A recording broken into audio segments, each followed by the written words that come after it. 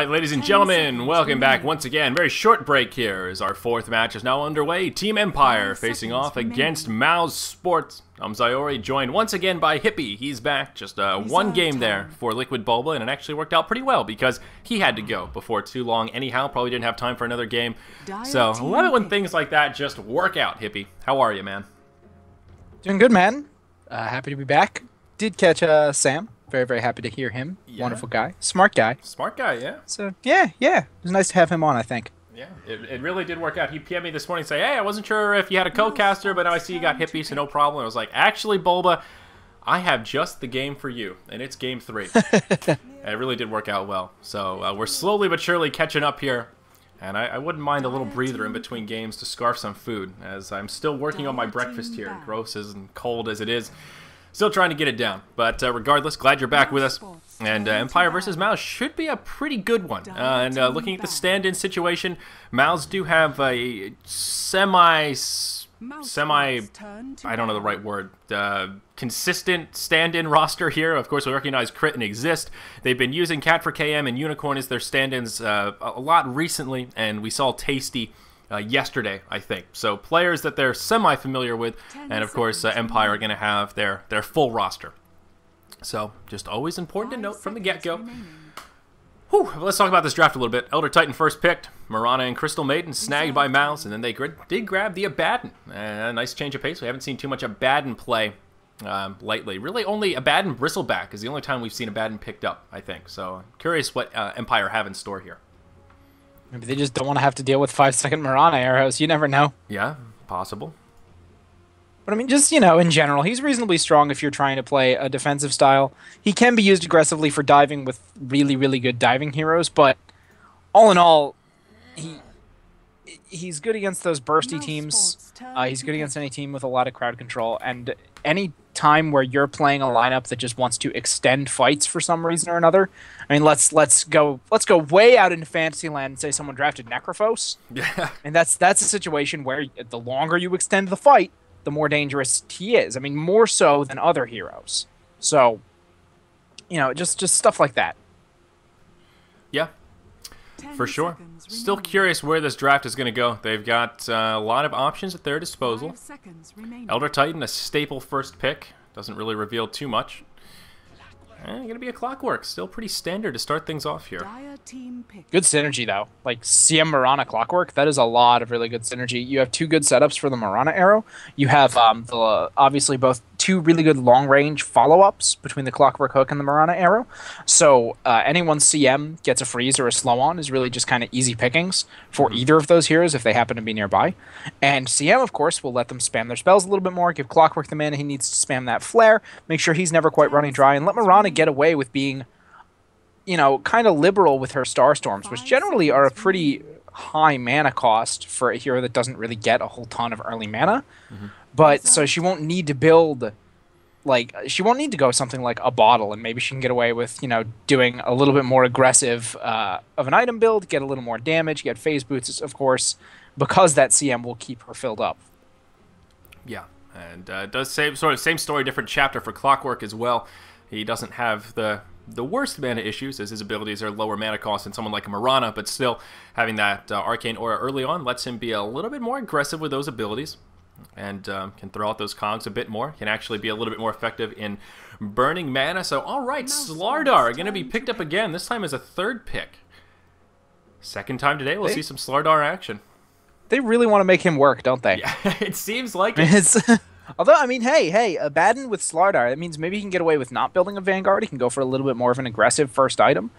Use the Abaddon Shield and the Abaddon Heals to make sure Starladder can dive towers and catch people, because you do need to have some way to chase people beyond the usual safe line if you're playing Starladder. Otherwise, too many people are going to get away from you. You got to be able to just continue that. And that's generally, of course, the reason why you're going to get a Vanguard on him, or at least why people sometimes get a Vanguard on him, is because if you get caught away from your team, you need to have some way to not just get killed by a tower. Yeah. And the Abaddon, he gives you a little bit of that. As long as you get the shield on before the dive, you're doing okay for yourself. Yeah, that's very true. I see some synergy between those 2 heroes, though I can't recall a time I've actually seen a Starladder and Abaddon in any kind of a duo lane. The Dazzle Starladder is really the common one that we see more so than any. And I'm trying to think back if Empire have done this before, and it's not ringing any bells. I think this Starladder trend that they're doing is semi-new out of the playbook of Empire, at least in the bit that I've seen them in Starladder Season 8, though don't quote me on that. My memory could just be faulty here at this point. It's been a long grind over the past week and a half. It's amazing when you cast like 5-6 games a day, how quickly they run together. Like even games just 2 days ago, I'm like, oh man, who was that again? What draft were they doing? So much Dota. they really blur together in your memory after a few days, and it's hard to recall unless it was something, you know, really crazy or off the wall. I guess that's my advantage of being a sometime caster for Starladder, is that they don't run together quite as much. I remember the ones that I was casting. Yeah, it's definitely easier when you have the breaks. I still Starladder would take 1 day off a week. I wish they would just take off that 1 day to make it a little bit easier, have that reset. The every single day can definitely get a bit strenuous after a while, but Kunkka going to be the 4th pick, and Night Stalker straight away from Empire. So I'm a little bit curious about this Kunkka choice from Mouz Sports. Usually we just see Kunkka picked up as a counter or some sort of a setup in a team that has like a Naga Siren, a Gyrocopter, some sort of a Wombo combo-like team. So this Kunkka pick just feels a little bit out of left field for me, and I'm not sure which of the players on Mouz will be in control of said Kunkka. And I couldn't tell you who their Kunkka player happens to be, since he can be laying in a couple of different places. But in general, I mean, they have pretty good setup for a Kunkka the same way they have good setup for the Mirana. And he's another hero who can get in from longer than normal range with that Torrent. It's got, I think, God, I want to say like 800 or 900 cast range. It's pretty significant. How far away he can land that from. So if the CM, again, if she gets a freeze, if Clockwork gets a cog on someone, or if Mirana lands an arrow, there's a lot of good follow-up without having to be really tight-knit, which, you know, the more Empire is drafting, you see there's 4 melee heroes, so if they're trying to put out auto-attack damage, they're going to be chasing people around. The Starladder, of course, you don't want people to be bunched up against. You don't want people to be bunched up against the Elder Titan. So by getting all these heroes with a pretty wide range of spells to cast, like you know, not wide range as in a variety, but just the ability to sit back and spread out, they're kind of taking away a little bit of that Starladder's potential, a little bit of the Elder Titan. They're unlikely to get, you know, 3-man, 4-man Echo Stomped, caught by a really bad Earth Splitter, stuff like that. So maybe, I don't know, I mean, maybe that's what they're thinking. That's what I see when I look at this draft. Yeah. I see. Yeah, my overlay's not lining up. Sorry, I was just talking to Gods. He's like, reset Dota, it'll fix your overlay issue, and I hadn't even noticed it until now. It's not quite lined up. Whoa! So I was just going to comment that this is a match, looking at the standings, where both teams are completely out of making it in the top 4. This is one of these matches that is still like counts towards league points and that kind of stuff, but hopes of top 4 completely shattered. Right now, Empire are 7-6. And Mouz Sports are 5-7. So they do have a little bit of breathing room here with these picks. Pudge going to be front and center, pick we don't see too often. Now, what's interesting is the way they're going to lane this. I guess that means they're going to be playing a one-position Kunkka with Pudge in the mid. That would, well, no, is this a support Mirana? Who is supporting who here, Hippie? It could be a support Mirana in aggressive tri-lane. With the Kunkka or with the Clockwork, quite frankly. You could do, theoretically, a Mirana CM Clockwork tri-lane and give the Mirana the farm. I mean, you could safe lane the Clockwork if you wanted to and go Mirana CM Kunkka. It's kind of dangerous to try and go aggressive against a Baden, though, when you're relying so much on your crowd control. So that's iffy in my mind. I don't know. It's going to be an odd setup, but Pudge will probably be mid. I think we can gamble on that. Yeah, I don't think a tri-lane Pudge is something that they'd really want to do, though. Yeah, it looks like Kunkka might be support. Yeah, the crit does tend to play support here. Maybe, I don't know. I mean, yeah, like with the way the heroes are lining up, a support Kunkka, that would be really weird. Maybe they'll lane things a little differently. Maybe crit will play 3 position. See, you never know. It's hard with stand-ins because you don't know who's going to play which role. You don't have that same, like, okay, Dendi is going to be mid kind of a lineup. And also when there's stand-ins, there's a higher chance of maybe crit normally would play support, but in this scenario, pending what the stand-ins are more comfortable with, you know, can transition into a one-position Kunkka or what have you. So we're just going to have to figure it out as it comes. Really hard to guesstimate here what's happening. It looks like Crit will be on the Kunkka, though. Unicorn going to be playing on the Mirana. The two of them are headed down to this bottom lane. Tasty going to be on the Crystal Maiden. It is going to be Pudge in the middle, played by Exist. And then in the off lane, it will be Cat for KM on the Clockwork on the side of Mouz. So that means either the Kunkka or the Mirana are going to be a support here. And it's a coin flip. We'll see once we get into the lane. Based on items, Kunkka did go boots first. Marana went ring of protection first. So both of them kind of normal for if they were going to try and farm. Very normal. Neither of them are obviously a support, I would say. Maybe I just don't know. On the dire side, it's odd overall. Is Cat for KM listening to me right now? Exist as Dendi care. I just said Dendi like 2 minutes ago, or less than 2 minutes ago. It's funny. Anyway, Vanscore going to be on the Abaddon here. Mag going to be playing on the Elder Titan. In the mid lane, Resolution will be on the solo Night Stalker. And up top, it will be Always Want to Fly on the Bane. And Silent on the Starladder. So looking like a 2-1-2 to start things off for Empire. Though Vanscore is roaming towards the mid lane, he may end up being a tri-lane here for Empire. Yeah, just odd lanes overall. I mean, you have the quad melee from Empire, which against a Clockwork is really iffy in the first place, because he's going to be disrupting the fight so much, but in concert with a lot of the other Mouz drafting, it's just really iffy overall. But then you have Mouz with their weird Kunkka support that I'd like to see it work. I mean, Kunkka has really, really good spells. You have to keep that in mind. Like, even if he just gets spell levels, as long as he's landing his combos, he can be a real monster. It's just, on the other hand, that Tidebringer, of course, you won't be getting nearly as much out of it as you would otherwise. But you never know. We don't see this, and it's odd, but it could still work. We've certainly seen odder things work. Ooh, yeah, Mag. Definitely true. And I was just thinking with the Frostbite, that should line up for pretty easy Torrent, so he's not even going to need it here. Going to throw the Torrent first. This is going to be a first blood. The arrow going to be on the mark for Vanscore, but unfortunately still going to be able to get the Aphotic Shield off. And, oh, that last Torrent going to miss. That should have been a first blood on Mag, I think. If that Sacred Arrow had been on point onto the Elder Titan, or had just come a little bit earlier onto the Abaddon, they would have been able to secure it. So a minor missed opportunity, but at least showing us the power of this tri-lane with the support Kunkka. Yeah, and just landing the raw torrents. Now they know that the Kunkka's going to be there. They're going to be watching out for that. They're going to be playing the whole like dance around the lane, make it hard for Kunkka game. So they probably won't get that kind of raw torrent setup again. They'll have to burn the Frostbite for the setup. And with the Abaddon there, it's going to be really hard to kill them 3v2 anyway. So I actually think, you know, I mean, you do have crit farming the jungle, but in general, the 2v3 might almost favor Empire, just because Mag will be fine unless they manage to pick off Vanscore, and as long as Vanscore positions himself properly, they shouldn't be able to kill him. Yes. Sorry, I had to tab out for a second there. It's alright. Crit's doing a good job of jungling, though. I mean, yeah, you can see him actually, he's skipping Tidebringer completely. He's going to go for this support build. Totally which, makes sense. On the one hand, well, it makes sense in terms of the role he's playing. It would have been nice to have for quicker jungling.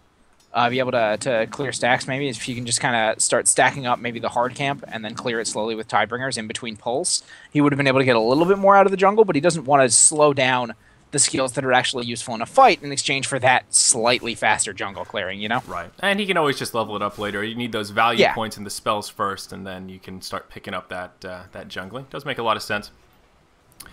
Now up in the top, let's take a look at what's going on here. As it is sort of a 2v1 lane, though. The Bane spending a lot of time in the jungle.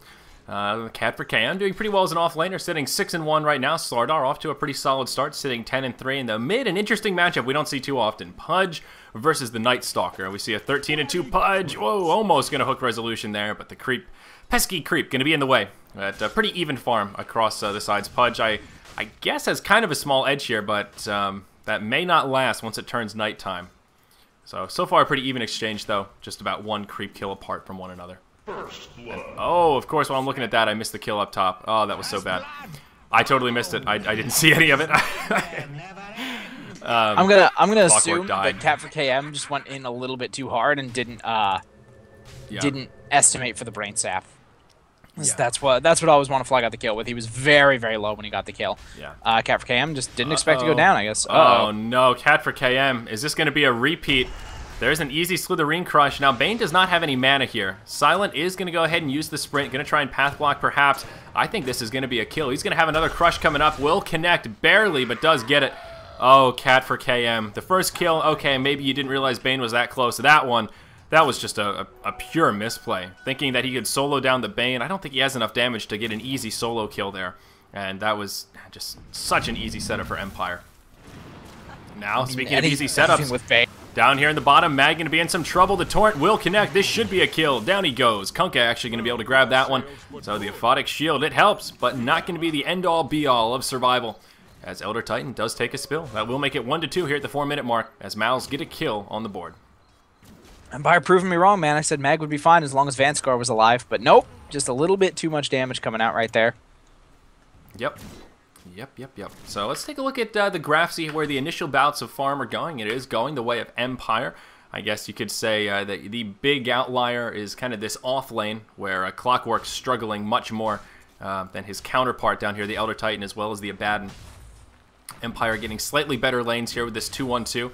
And Bane jungling pretty well up here. He is level 4, actually halfway to level 5. And Tasty only level 3, Kunkka only level 3 as well. So unfortunately for Mouz, their lane's not quite as efficient. And looking at those early levels on the supports, Empire do have actually a level advantage on both supports. So pretty sizable here. And, you know, getting a little bit of extra experience on the supports because it's a 2-1-2 instead of a 1-1-3. And just, if they get these rotations started, they can have some reasonably good stuff, or they can just play defensive.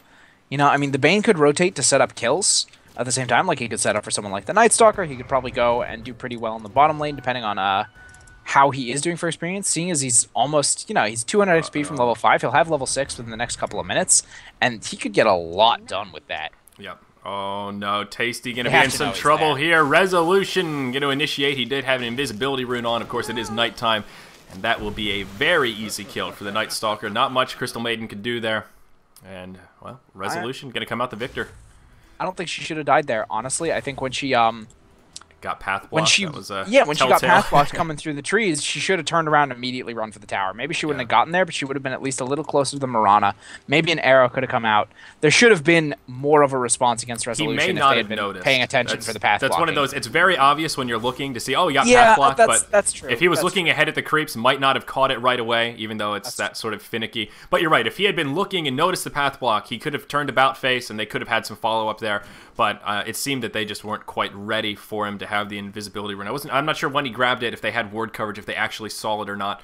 One would have thought that would be called out. Hey, Resolution's missing with an invis rune. Be careful, but you never know. Again, Mouz with the stand-ins, communication, always something that can be an issue when you're running 3 stand-ins. Decidedly. Exist is, I mean, he's sitting 29-2, so he's not doing that bad in the mid lane. But I mean, I'm wondering when he's going to start rotating, because, you know, you can say, oh, you know, mid doesn't need to always gank. Mag.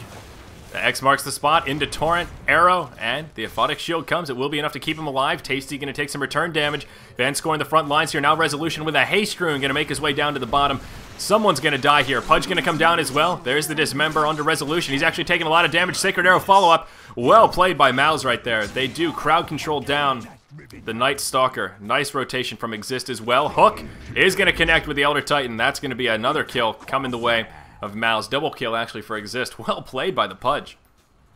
Oh man, he answers my question. I said, when is he going to start moving around? It should be sometime soon. And bam, double kill down the bottom lane.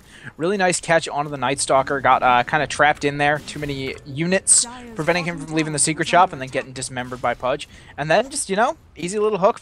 Wasn't expected on the side of Empire for that hook to just come out and snag someone. But you got to watch it, man. 1300 range, 360 pure damage. You can never, ever discount that when you're retreating from a fight. Yeah, absolutely right. So Pudge off to a pretty good start, as we mentioned. He is level 4, of course. Jesus, level 8, of course, does have level 4 Meat Hook, a very standard Pudge opener here. 3 points in Rot, and no points in Flesh Heap quite yet.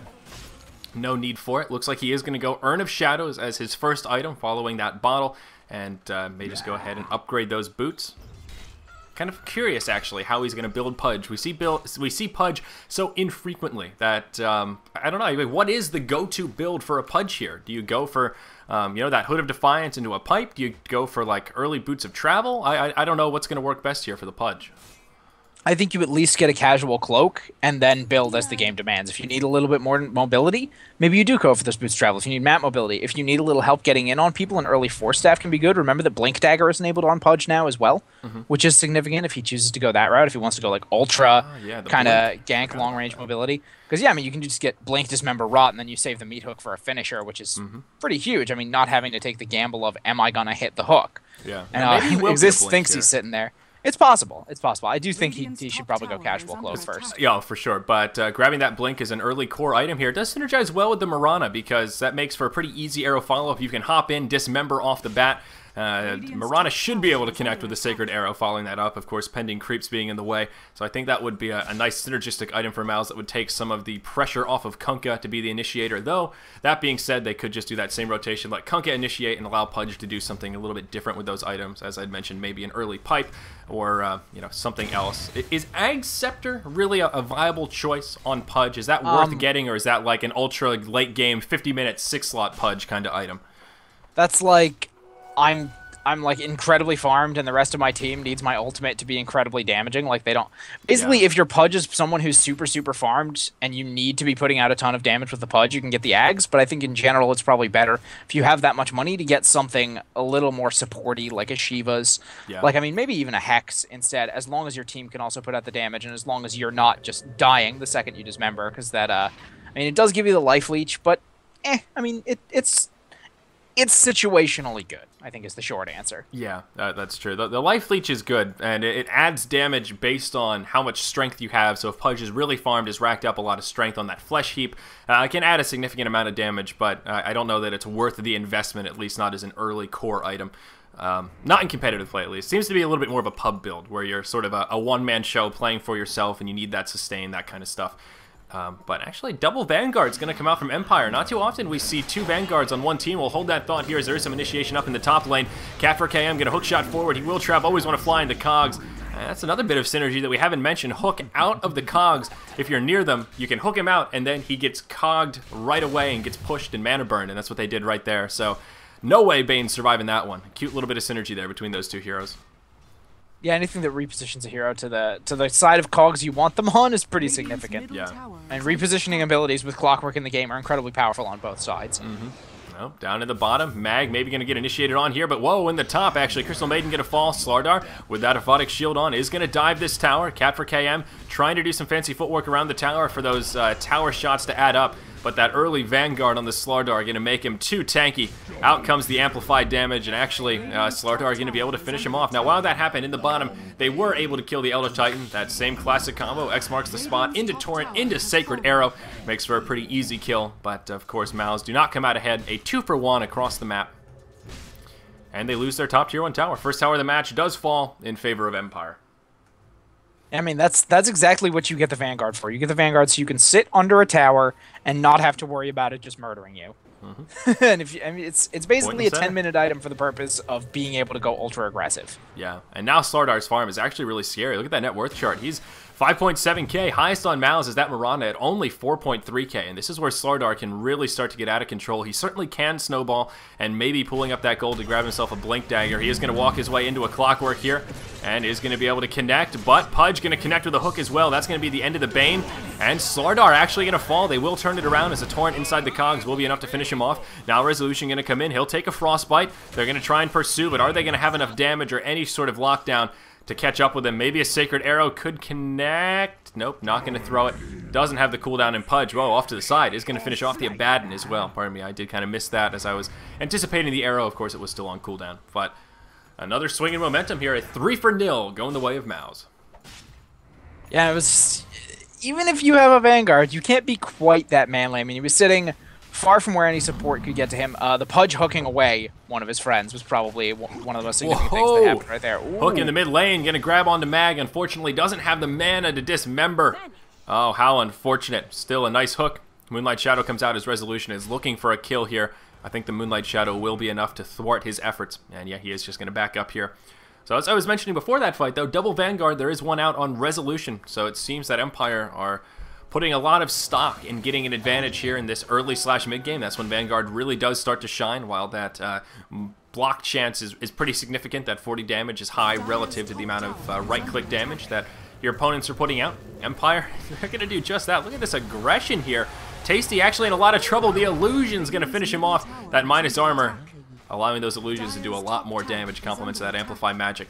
Empire's still in good shape despite conceding an unfavorable fight before. Oh, Pudge trying to line up this hook. He's got Slardar in his sights, I think. Cat4KM, be careful, buddy. You're blocking that line of hook. Nope, Pudge not going to throw it. There is always want to fly up on the high ground. Does have a Fiend's Grip ready. Looking for an opportunity here. Is going to put a Nightmare onto exist. Going to continue to zone out the forces of Mouz, and Glyph used. Tier 1 in the mid is going to fall. Now Resolution going to pop forward. We'll throw a nuke out onto Crit. He is going to be able to walk away. The follow-up won't be there. But still, Empire are going to find the better of this exchange. And nil for nil, but they do grab that Tier 1 tower. There was so much posturing going on, so much positioning going on, and Empire just playing very, very carefully, making sure they didn't push too far past creeps, they didn't give easy lines for the Pudge hooks, easy lines for the Clockwork hooks, preventing Mouz from getting any sort of really good initiation. And of course, unless Mouz gets some kind of pretty solid initiation, Empire is pretty tanky and hard to bring down. So I think it was just mostly really solid positioning. Let them just get that Tier 1 tower without being contested at all. Mm-hmm. And that is a blink now on the Starladder. Looks like that's what he was pulling up for. Not going to go BKB first, but once that initiation power. And just furthering more evidence here that Empire do really want to take a lead in this early to mid game. Elder Titan working towards a mech. Does have the headdress and on his way to the buckler. Still a little ways off though. And it looks like Pudge actually might be working for the mech. He does have a buckler. Not an item that I thought Pudge would be the one to grab, but does make sense, of course. A heal on the Pudge. And it is going to be nighttime. Compliments of that Night Stalker. He's ready to come in. Mouz have a very defensive position here. Amplified damage already on the Mirana, so Moonlight Shadow only going to do so much. The Moonlight Shadow does come out straight away. Empire stationed on the other side of the trees looking for an opening. Mirana being very brave right here. Amplified damage does reveal her through Moonlight Shadow, right? I'm not just crazy. Okay, I'm just making it so the way Unicorn positioned himself, it almost seemed like he either didn't notice or there was something that I was missing here. But yeah, it's not going to be the case. We'll see the initiation. Cat for KM going to take a lot of damage as he does hookshot in. A boat going to connect with just the Bane. Meanwhile, Silent taking a lot of damage here as well. They're trying to finish him off. He will turn and kill the Mirana. That'll buy them some time as Exist falls. And this is looking like a very convincing team fight for Mouz. Now Cat for KM going to be in big trouble. This Night Stalker just doing a huge amount of damage here. Now Crystal Maiden going to be in trouble. Down she goes. Kunkka, where is he? He's dead. That is a 5-0. Empire managed to keep every single member of their team alive. Very convincing team fight. There was some really, really well-timed shields from Vanscore. He got in basically just in time to keep Silent from going down. You saw Silent playing with very, very low life after he got hit by that Pudge ultimate. I mean, kept him alive just with so little to go on, and then, you know, turning around, getting heals off, getting a shield on himself to make sure he lived, popping the shield on the Crystal Maiden. Really, really good play on that Abaddon, getting off exactly the mist coils and shields he needed to make sure that was a 5-0 fight. I mean, without the Abaddon, that's probably 3-2, 4-1, maybe 4-2. But with him there, they make sure they pick up every single person because they all have the sustainability to keep going. Yeah. And with that, Empire will just rotate into the Roshan pit here, as we mentioned in the previous match where there was a Starladder picked. That amp damage does make for an easy Roshan kill. All that minus armor makes him pretty squishy. Of course, it is amplified damage. I think I called it amp magic. One of those relics of WoW popping out. But they will get skidded out here in the Roshan pit, so they will back out. They don't have a huge amount of damage. They have very defensive builds with these Vanguards and a mech. Not a huge amount of right-click, even though they have that minus armor. Still not going to be able to finish off Roche fast enough, and Mouz will scare them out. I think probably the right choice from Empire, especially given there's the hook shot as well as the hook from Pudge. A lot of scary stuff when you're in the pit, though Empire will continue with the aggression. A 5-man smoke can be used, and they will wrap around in through the bottom lane into the Radiant jungle, and it looks like they want to rotate their way up to the mid to find a team fight here. And this could actually prove to be deadly for Mouz. And they will scout it out. A well-timed rocket is going to delay things a bit. It will interrupt the blink from Starladder. That was a fail boat. Thank you, Kunkka. Oh, a hook on Always Want to Fly. That was a close one. Huh.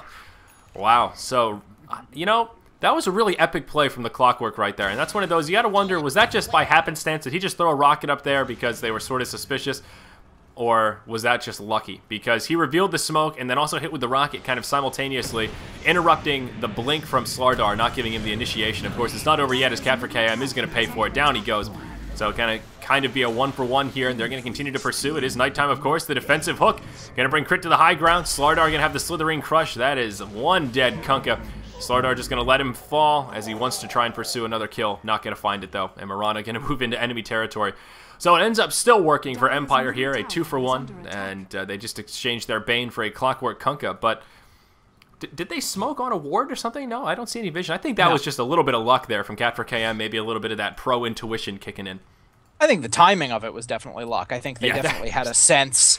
Like, Starladder had to have been half a second from that blink. Yeah, it's like they haven't been showing for a while. We didn't see them go back into Roshan. Let's throw a rocket up there, scout out, make sure we're not getting backstabbed on.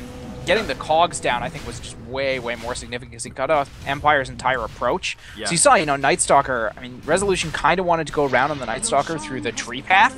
And then he realized, wait a minute, the rest of my team can't follow me. No one's in position to do anything. If I go in there, I'm going to die. And then nice hook to follow it up after that little delay by Empire because they just weren't quite sure where they wanted to position themselves after the cogs went down. Yep, right about that. Well played by Clockwork across the board right there. Unfortunately, he did end up paying with his life, but still, well played indeed. Empire holding on to a pretty solid lead here, about 7,500 golds and more, about 4,000 experience. Pudge now going to complete his mechs. That is a mech apiece across the teams.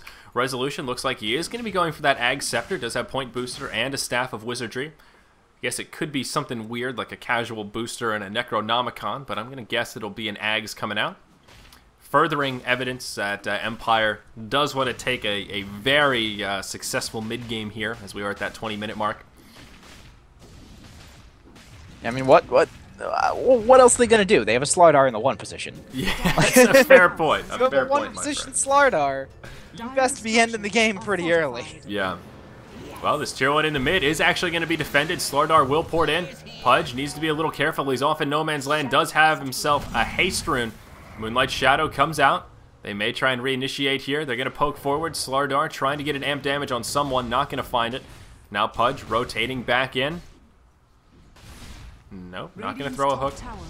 And they will deny the tower, though. A nice hold from Empire. That's the first tower that falls in favor of Mouz, and they will burn the glyph to secure the deny.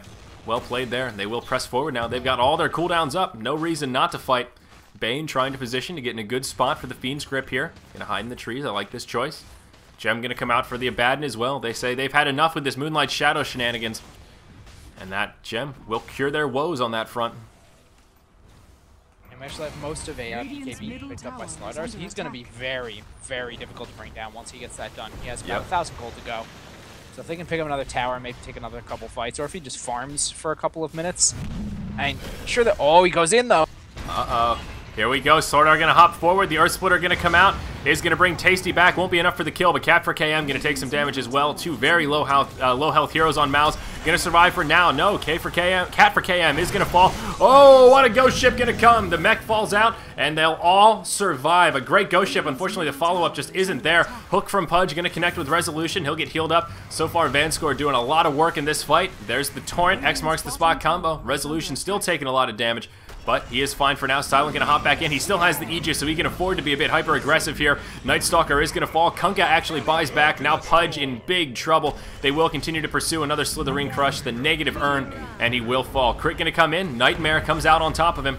Echo Stomp, and they are just going to back out. Arrow flies, does not connect with Mag, though he is going to get X marked the spotted back after he tries to port. Well played by the Kunkka. Will secure the kill on that Elder Titan. Now they're going to move out of the base. They will be able to grab a counter kill on the Bane. I think we could definitely label that an overextension by Empires. They did dive into the base, though. 2 buybacks burned by Mouz on both the Marana as well as the Kunkka. So, a 4 for 3 with a double buyback. Sort of a wash. It's kind of hard to say who came out ahead in that. I really think Empire should have backed off and just taken that tier 2. They could have gotten it very easily. It's very low.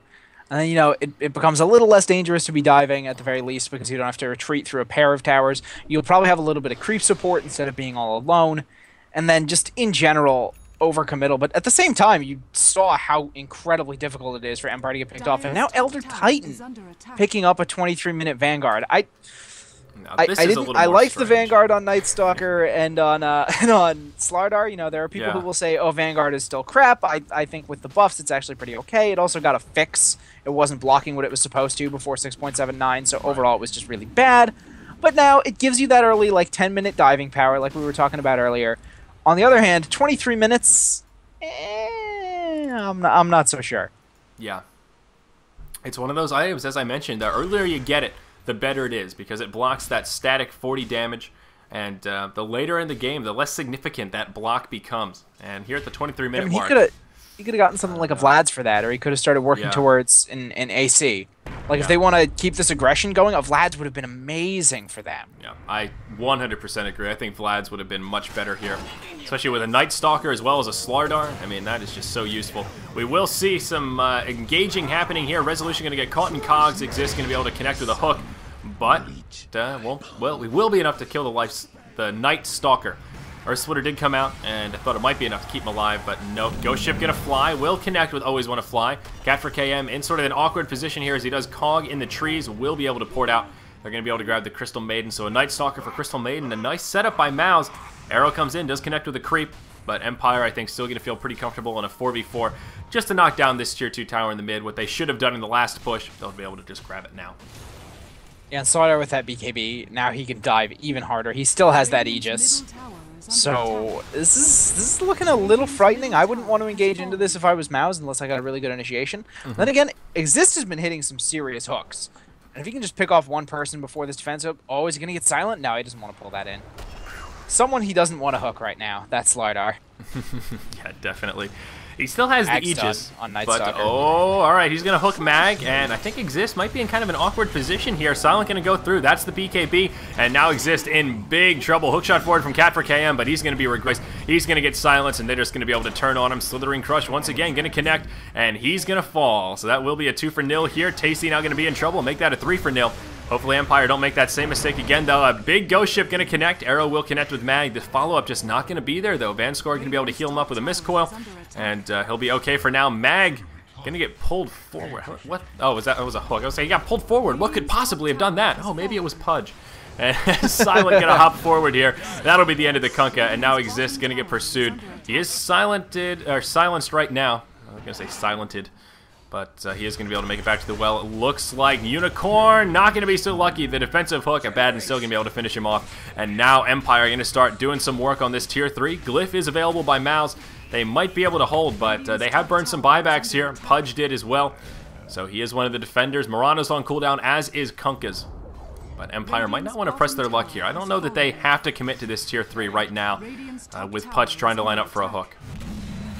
I mean, I think most of them just can't, unless he gets the Bane. I don't think anyone's going to die, though. Abaddon has his ultimate available. He has all his spells available. But yeah, you're right. They are going to back up. And I can see that. They did lose the Aegis already. Starladder has 2,800 gold, can pick up something else. He's picking up a Hyperstone, so he's going to be getting that AC. Yeah, Empire furthering their lead here. That graph's starting to get out of control, actually. About a 15,000 gold lead, 12,000 experience lead, and they are really maintaining their edge here. They are going to reinitiate now that they've got the Elder Titan back with them. Silent going to hop forward, has that BKB up, is just going to finish off the Crystal Maiden. Now going to move around to try and catch Cat for KM. Looking for that Slitherine Crush cooldown, gonna find it, and that will be a dead Clockwork. Now a hook onto Resolution into the tier 4s will help, but now a Fiend's Grip gonna come out on Pudge as well as the Aphotic Shield. They're gonna be able to turn this around. X marks the spot, gonna interrupt the Bane, but still Pudge gonna fall, and I think Mal's in big trouble here. Empire close to sealing the deal, I think. Abaddon now gonna grab the Vlad's offering, and now this tier 3 gonna take heavy damage. There it is, the GG. Buybacks are not available for Mouz, and I think a well-timed tap out here as Empire just getting the better of him. Yeah, that's, you know, in the first game we saw Starladder earlier today, he didn't really get what he needed to get done. He went with the Slark. The Slark as well was having some trouble, but this time, combined with the Night Stalker, combined with a lot of early aggression, I think the Abaddon was really the huge factor right there, because so many times when Starladder or Night Stalker would dive so far that it looked like there was no way for them to get out, the Abaddon was right there, picking them right back up. It was really, really well played. I got to give a lot of credit to Vanscore for that game. He played very, very well. Yeah, he absolutely did. I do agree with you on that front. Again, guys, we are actually just about on schedule. Next match scheduled to start in about 2 minutes, so we're not going to delay too much here with post-game analysis. A pretty straightforward match when it came down to it. Empire just took that early lead. Those Vanguards did work out. Triple Vanguard lineup. Not too often you get to see that. I am Zyori. With me here is Hippie Casting, and we got plenty more Dota coming your way. A big one coming up next, Na'Vi versus Sigma. So buckle your seatbelts, guys. Beyond the Summit, Starladder's Season 8 coverage resumes after this short break.